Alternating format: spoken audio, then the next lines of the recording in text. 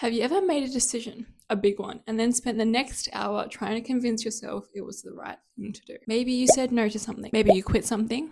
Maybe you made a big purchase. Or maybe you sent a message you definitely shouldn't have. And afterwards, your brain went into overdrive, building a case for why that was a reasonable response or action that you should have done. And here's the thing, you weren't being irrational. You are being human. And there's actual neuroscience as to why this keeps happening. Today, we're going to walk through how your emotions shape your decisions, often before your conscious mind even gets involved. We are talking brain science, real research, and by the end, some simple tools that can really help you change how you operate. We will cover the 2 brain systems that control your mind, 3 specific ways that emotions hijack your choices, and what the research says you can actually do about it. Let's get into the video. Your brain has 2 key plays when it comes to decision making. Number 1 is the amygdala. Think of this as your brain's alarm system. It's ancient, instinctual, incredibly fast, and its entire job is to scan for threats and opportunities to respond immediately. So kind of think of it as, in the wild, a cheetah chasing another animal. That other animal's amygdala would be, going off. There'd be red sirens everywhere, like, this is a threat, I need to run. And that's the thing that causes them to make the decision to exit that situation and run as fast as they can to get away from the cheetah. The other part is the prefrontal cortex. This is the slow, logical part of our brain, the planner, the part of your brain that would write pros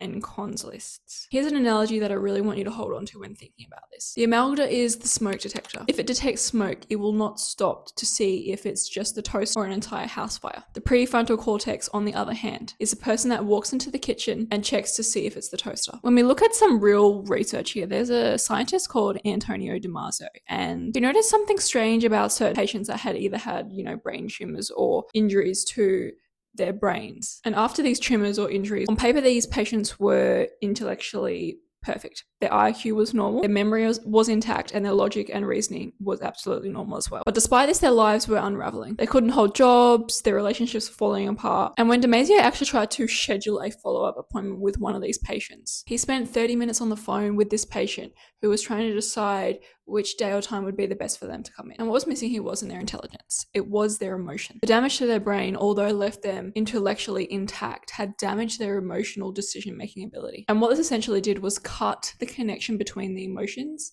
and their ability to make a decision. So Damasio's conclusion was that emotions don't get in the way of making good decisions. They are required to make a good decision. And without an emotion, your brain can't flag what is a good decision or isn't a good decision. At that point, everything would feel equally important.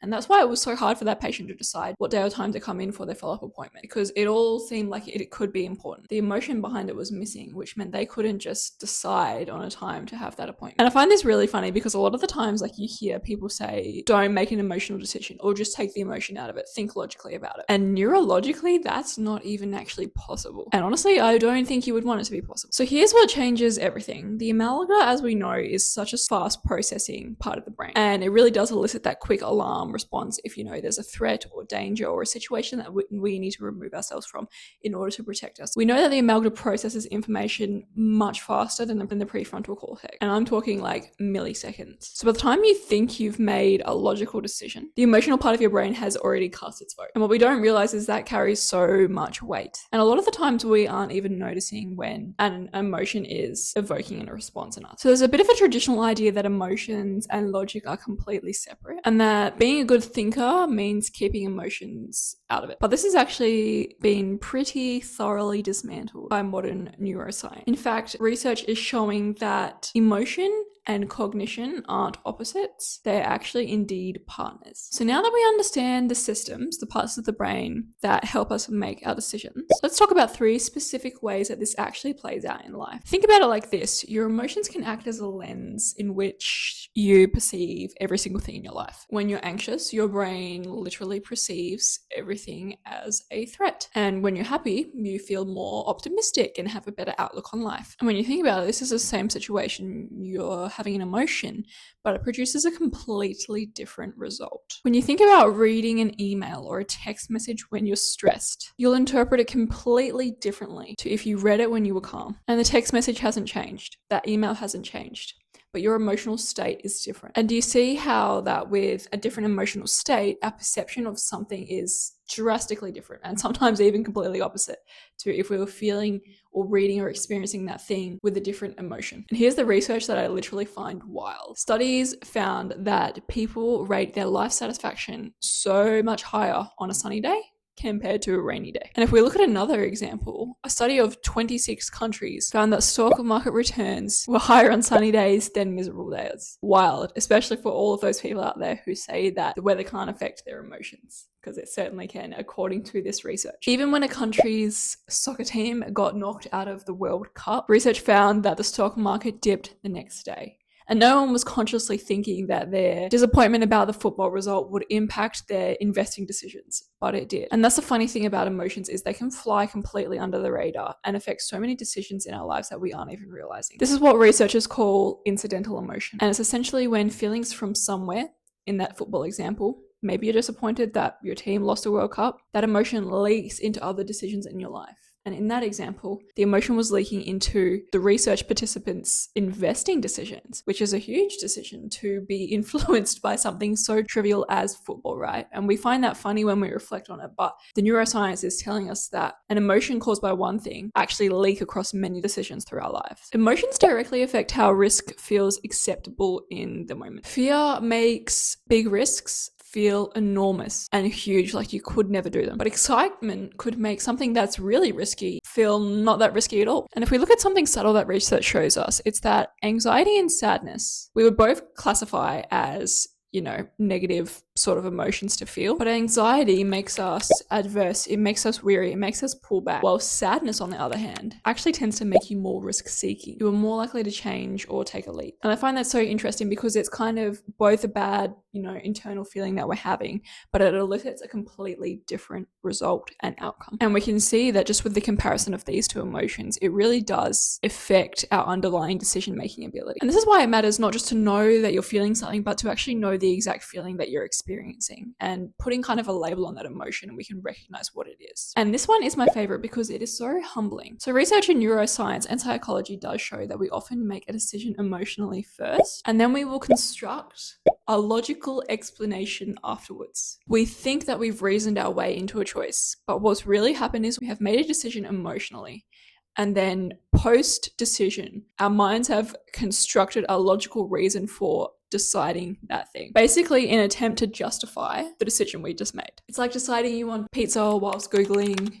reasons why pizza is a healthy choice. The logic isn't fake, it's just retroactive. And this happens with big decisions too. Career moves, relationships, and financial choices. The emotional verdict often comes first and is followed by a logical explanation created by our brains. So here's what I want you to take from all of this. This isn't a flaw. This system between the amygdala and the prefrontal cortex has kept humans alive for thousands of years. Your emotional brain is so quick and fast and often right. And our goal isn't to remove emotional decision making. Instead, it's to be aware of the emotion we're feeling so we can recognize what kind of response that's going to elicit in our decision. And really, awareness is the entire game here. Once you can see and recognize what's happening, you have a choice on what to do about it. So here are two tools grounded in research. A UCLA neuroscientist, Matthew Laberman, found something that is incredibly simple but also incredibly effective. His team showed participants photos of fearful people, angry people, happy people. And whilst the participants were viewing these images, their brains were scanned.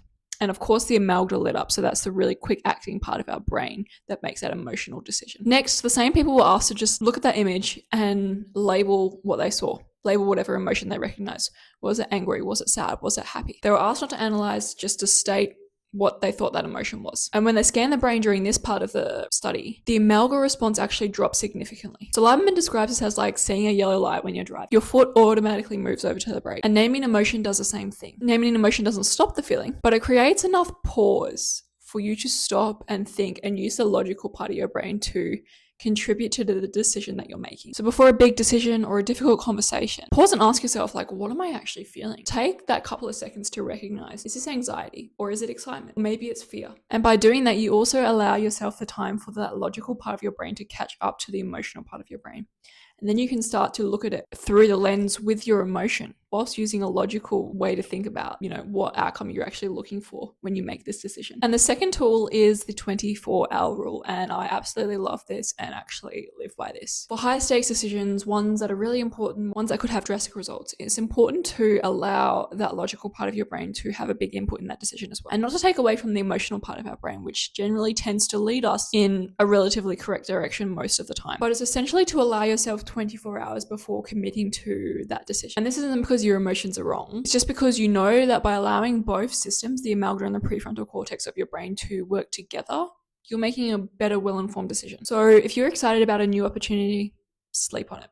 If you want to quit your job, just sleep on it. And a lot of the times you'll wake up feeling like you have all the answers. It's because you've allowed that part of your brain to catch up and you've thoroughly thought through the decision as well as feeling the emotion behind it. So what I want you to take away here is that your emotions are not getting in the way of your decision making. They are a vital part of it. And neuroscience tells us that we couldn't even take the emotion out of a decision if we wanted to. The goal is never to think without feeling, but it's to know and be aware of the feelings behind our decisions before we make them. And the more you do this, the more you'll be able to identify your own emotional patterns. You'll notice yourself emotionally filtering and you'll be able to see a broader perspective. And you'll probably also notice yourself rationalizing choices once you've already made them. And that's that, logical construction of why you should have made that choice from your brain. I want to know, have you ever caught yourself making an emotional decision and then logically constructing a reason for this afterwards? If you have, please drop it in the comments below. I'm eager to hear. And if this video resonated with you, I would appreciate it so much if you liked and subscribed to my channel. Thanks so much for watching. I'll see you in the next video.